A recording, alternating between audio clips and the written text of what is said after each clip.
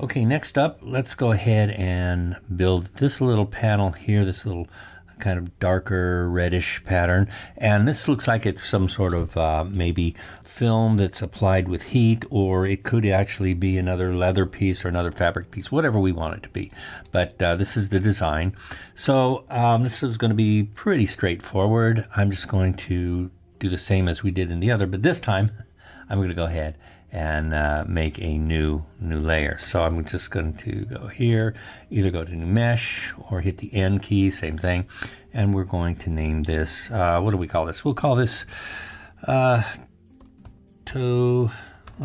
caps, cap and vamp.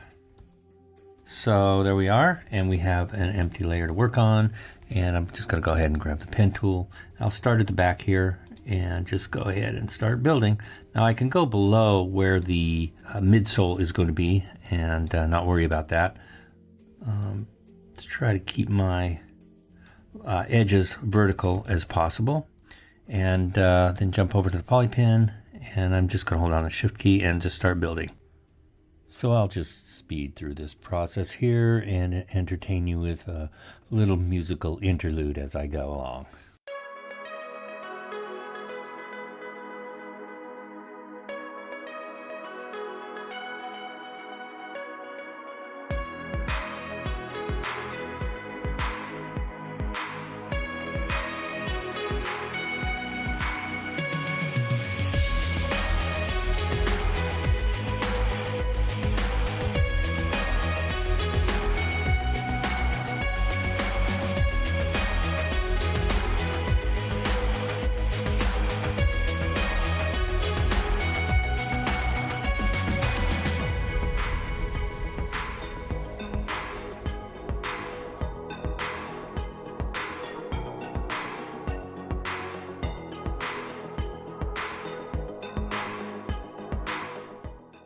So with retopology, you're essentially doing three things.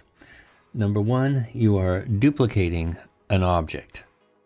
And number two, you're reducing the amount of data needed to describe that form. So generally, you would have a very high resolution object in the background that would be normally very difficult, if not impossible, to work with as a polygon model.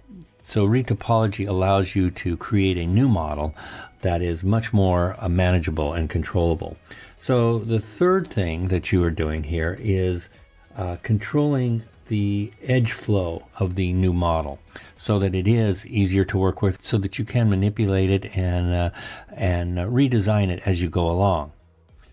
So the art here is to have enough edges and enough polygons to describe the form as accurately as you can in certain areas where you have a lot of contours and a lot of change in form and shape, and yet not so many that the edge flows start to bunch together when you run into areas that don't need a lot of edges and polygons to describe them.